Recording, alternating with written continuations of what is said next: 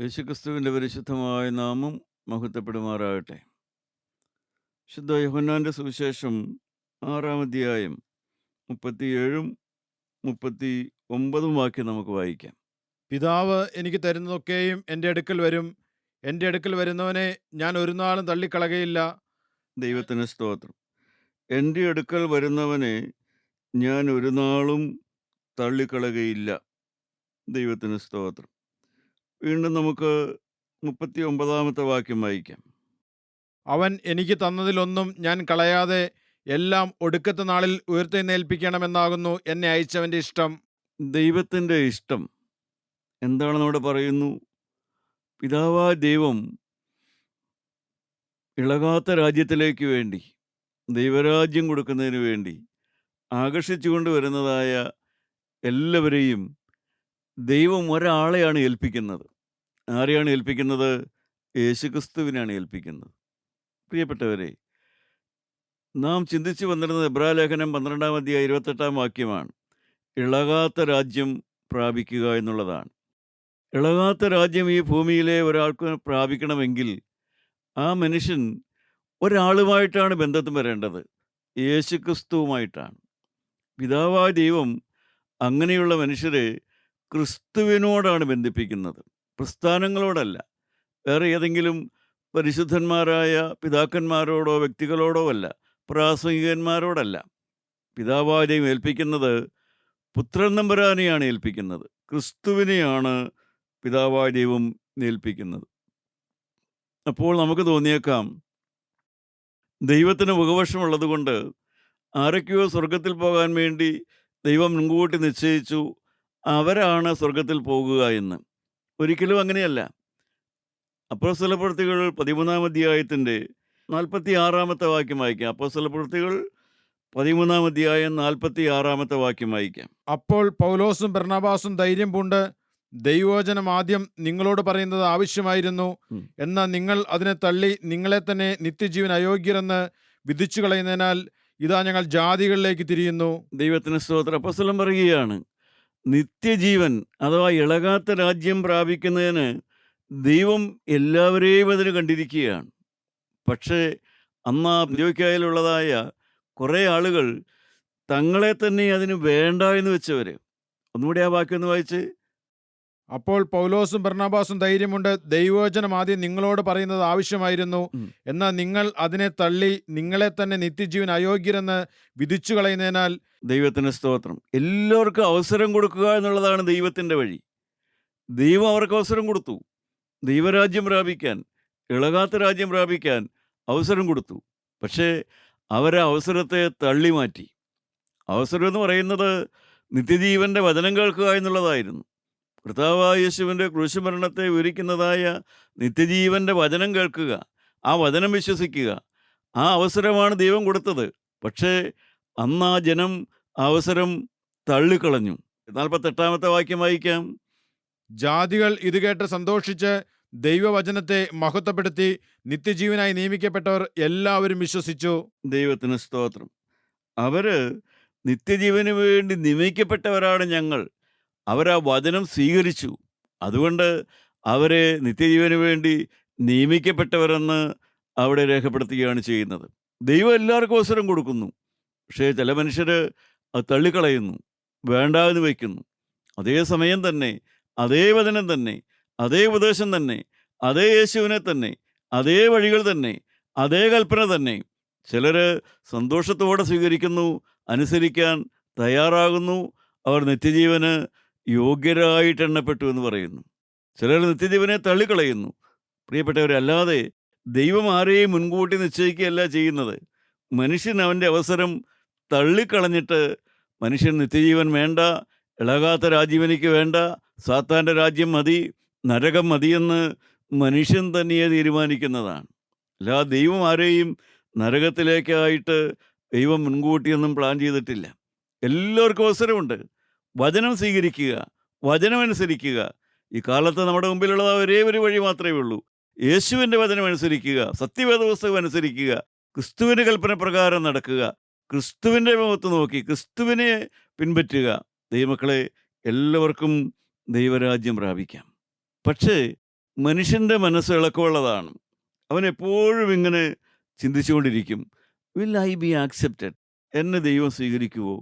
എനിക്ക് ദൈവരാജ്യത്തിൽ പോകാൻ പറ്റുമോ? മനുഷ്യരുടെ ഹൃദയത്തിലെ വലിയൊരു ഭാരചിന്തയാണത്. ഭാരചിന്തയാണ്. ഒരുപക്ഷെ ഇതൊന്നും കേൾക്കാത്ത ആളുകളുണ്ട്.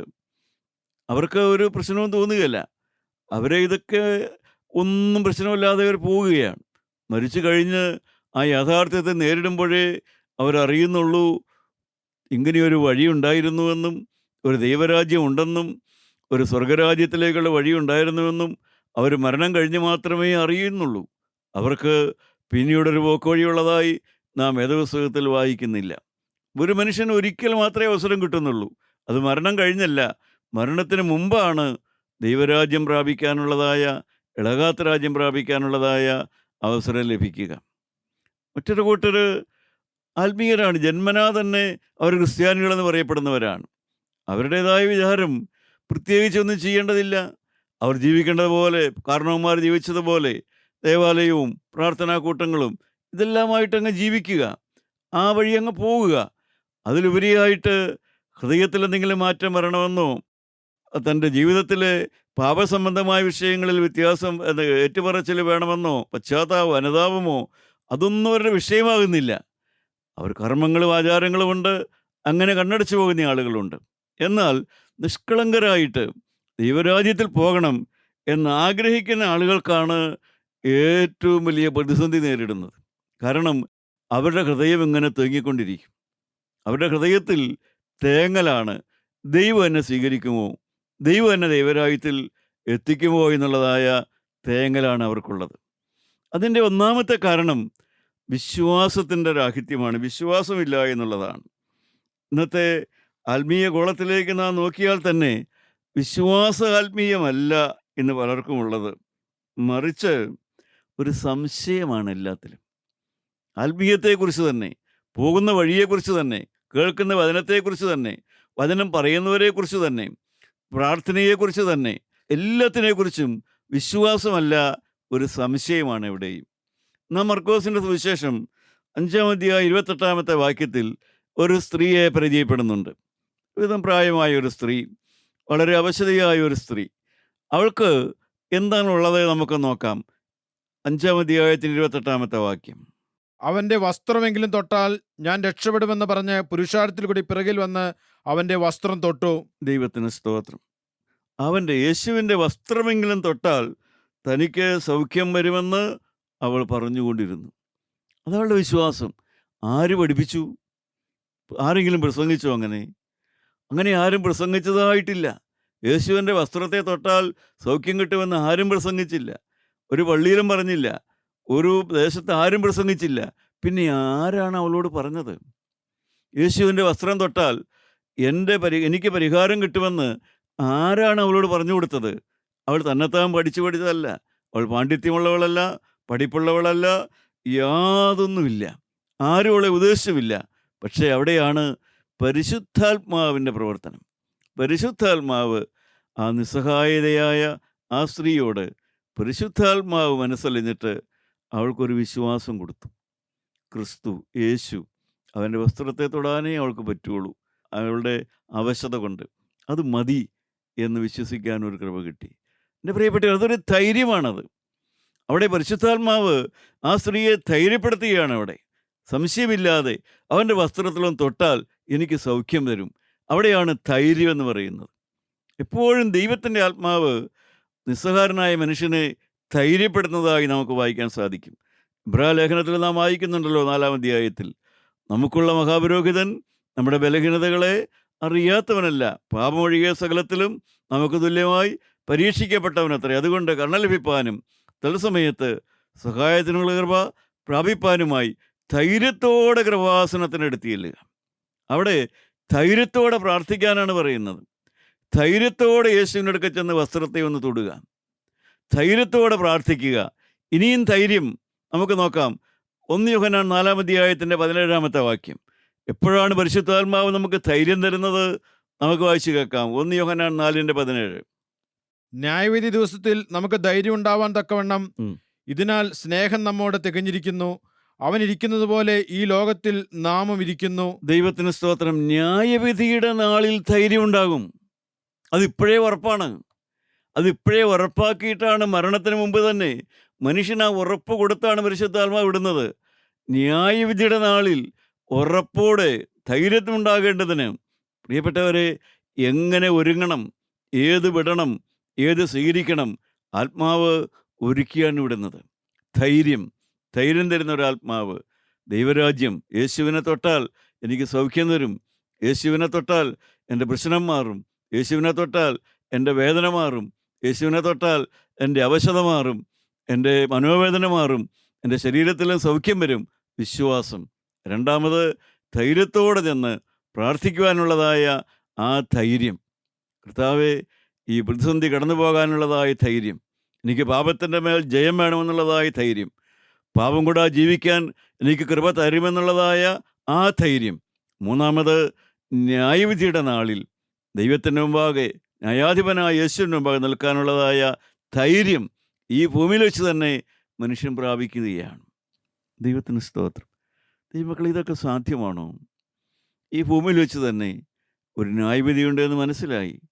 ആ ന്യായവിധിക്ക് വേണ്ടി ഒരുങ്ങുക എന്ന് മാത്രമല്ല, ആ ന്യായാധിപൻ്റെ മുമ്പിൽ ചെല്ലുമ്പോൾ ധൈര്യത്തോടെ അവിടെ നിൽക്കാൻ സാധിക്കുക. ലോകത്തിലെ ഒരു ന്യായാധിപൻ്റെ കാര്യമല്ല പറയുന്നത്.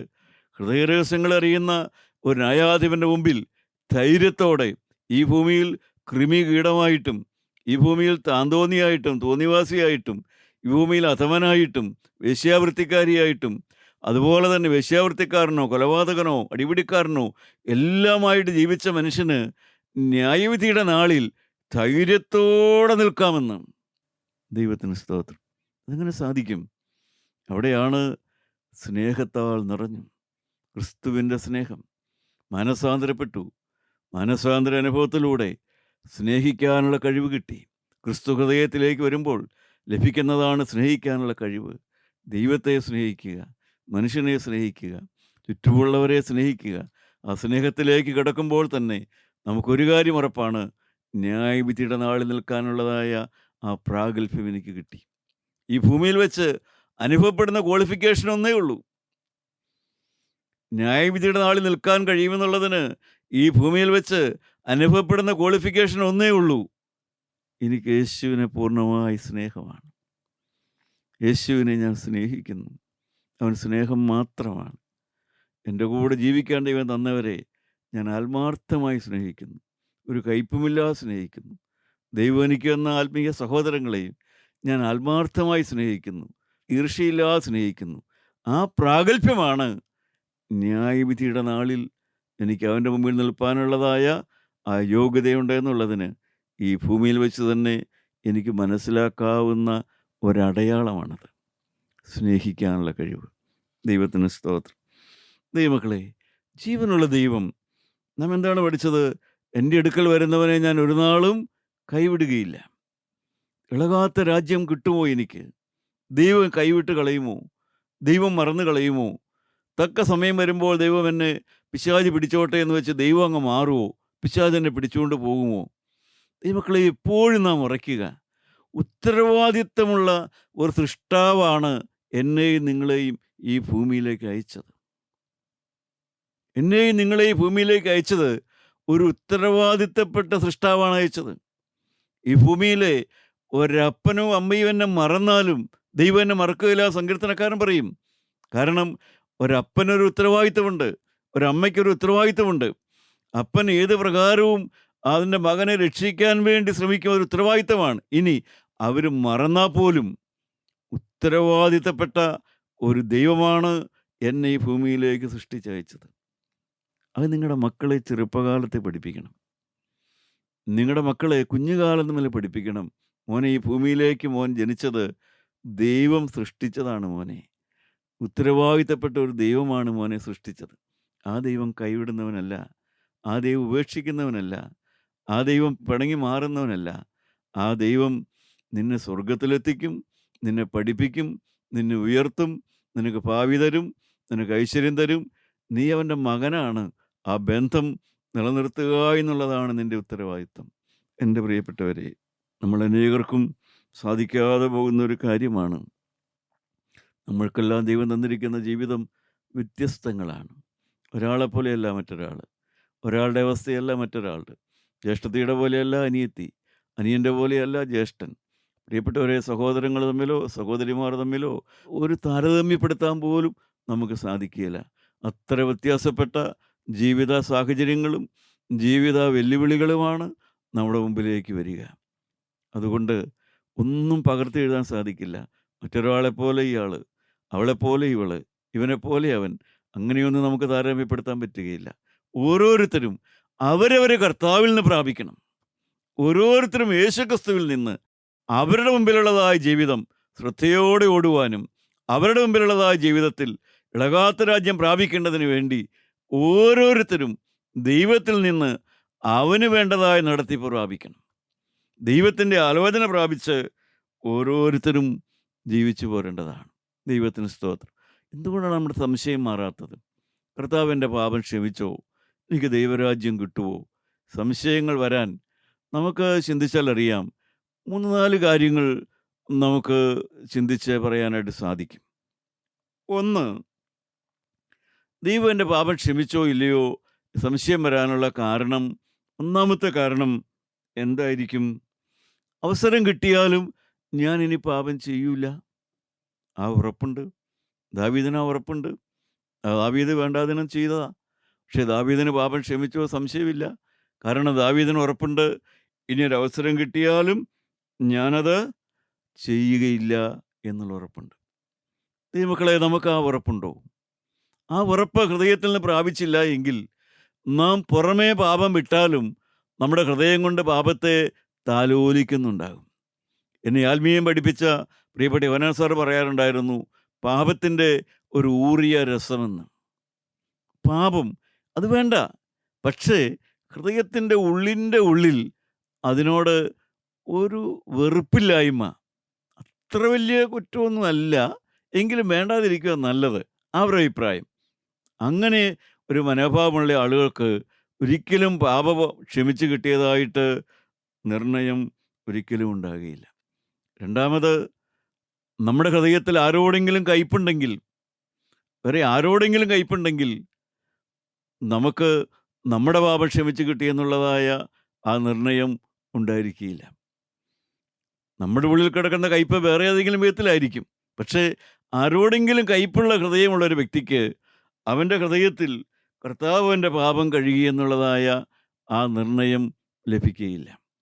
മൂന്നാമതായി, കർത്താവായ യേശുക്രിസ്തുവിൻ്റെ ക്രൂശിലെ ബലിയിൽ വിശ്വസിക്കാതെ പോവുക. ക്രൂശ് ബലിയിൽ വിശ്വസിക്കാതെ പോവുക. അവർക്കും ക്രിസ്തുവിൻ്റെ ക്രൂശ് ബലി, അതിൻ്റെ മൂല്യം മനസ്സിലാക്കാതിരിക്കുക, അതിൻ്റെ വില മനസ്സിലാക്കാതെ പോവുക. അവർക്കും ഒരിക്കലും പാപബോധം അഥവാ പാപം ക്ഷമിച്ചു എന്നുള്ളതായ ആ ബോധം ലഭിക്കുകയില്ല എന്നുള്ളതാണ് സത്യം.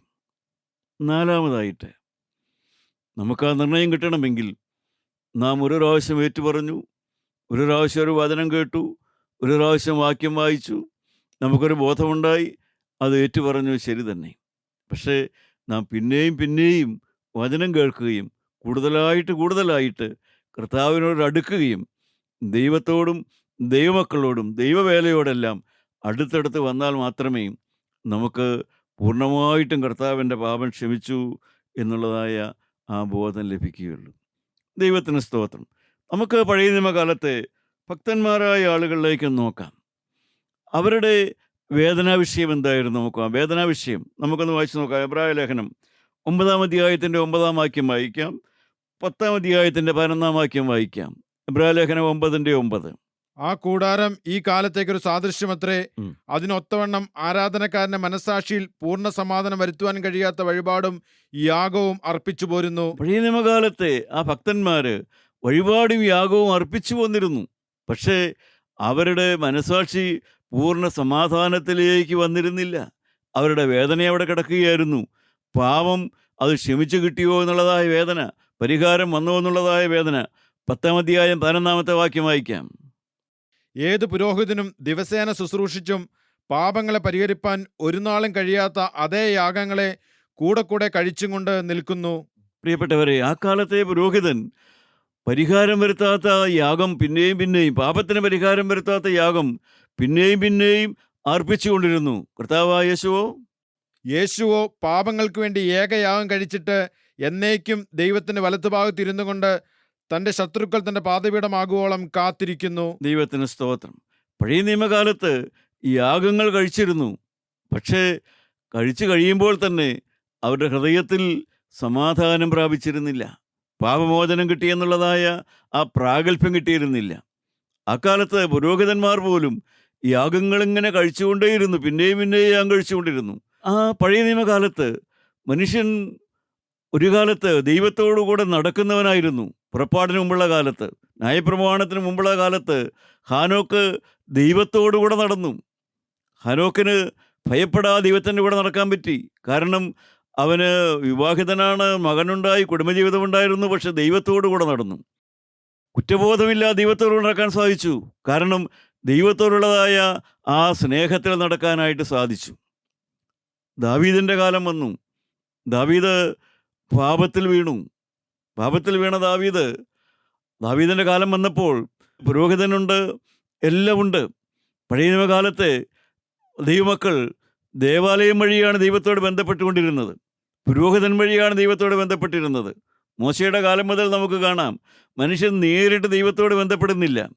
പുരോഹിതൻ വഴി ബന്ധം, ദേവാലയം വഴി ബന്ധം, അല്ലാതെ ദൈവത്തോട് നേരിട്ട് ബന്ധമുണ്ടായിരുന്നില്ല. പക്ഷേ ദാവീദിൻ്റെ കാര്യത്തിൽ വ്യത്യസ്തത നമുക്ക് മനസ്സിലാക്കാൻ സാധിക്കും. 16-ാം സങ്കീർത്തനം 7-ാമത്തെ വാക്യം വായിക്കാം. 16-ാം സങ്കീർത്തനത്തിൻ്റെ 7-ാമത്തെ വാക്യം. ദാവീദിന് എന്താണ് ഉണ്ടായിരുന്നത്? എനിക്ക് ബുദ്ധി ഉപദേശിച്ചെന്ന യഹോവയെ ഞാൻ വാഴ്ത്തും. രാത്രികാലങ്ങളിലും എൻ്റെ അന്തരംഗം എന്നെ ഉപദേശിക്കുന്നു. രാത്രികാലങ്ങളിൽ പുരോഹിതനോ പ്രവാചകനോ അല്ല ദാവീദിനെ ഉപദേശിച്ചത്.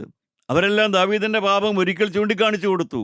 പക്ഷേ എല്ലാ രാത്രി തോറും ദാവീദിൻ്റെ അന്തരംഗം ദാവീദിനെ എന്ത് ചെയ്തുകൊണ്ടിരുന്നു? എന്നെ ഉപദേശിക്കുന്ന ഒരന്തരംഗം. അന്തരംഗം എന്ന് പറയുന്നത് വെറും കോൺഷ്യസ് മനസാക്ഷിയല്ല, അത് ജീവനുള്ളൊരാത്മാവാണ്.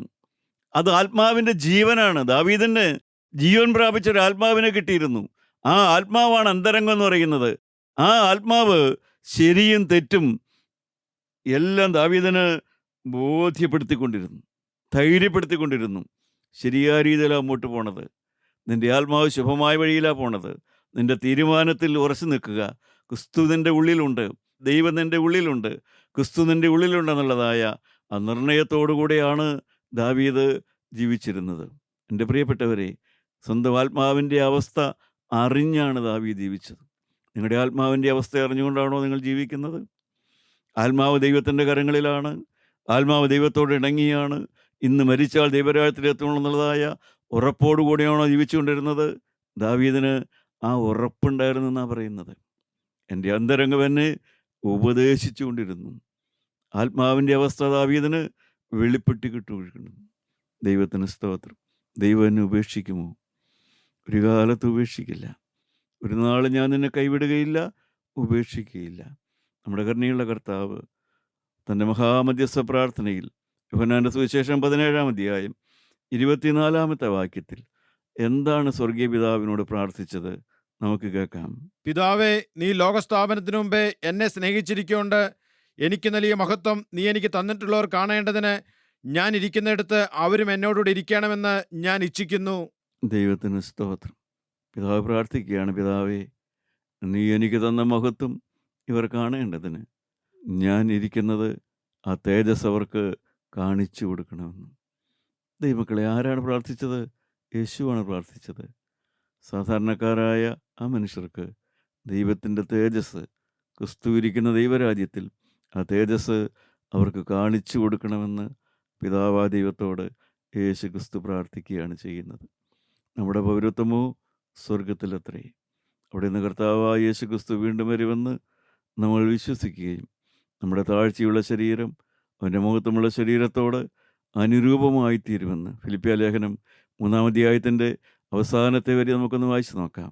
അപ്പോസ്തലനായ പൗലോസ് നല്ല പ്രത്യാശയോടെ പറയുകയാണ് ഒരു ക്രിസ്ത്യാനിയുടെ ഭാവിയെക്കുറിച്ച്. അത് 3-ാം അധ്യായത്തിൻ്റെ അവസാനത്തെ വാക്യം വായിക്കാം.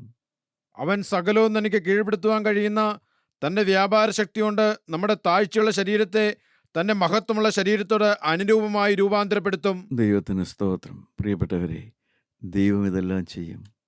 യേശു ക്രിസ്തു ഇതെല്ലാം ചെയ്യും. ക്രിസ്തു നമ്മളെ കൈവിടുകയില്ല. ക്രിസ്തു നമ്മളെ ദൈവരാജ്യത്തിലെത്തിക്കും.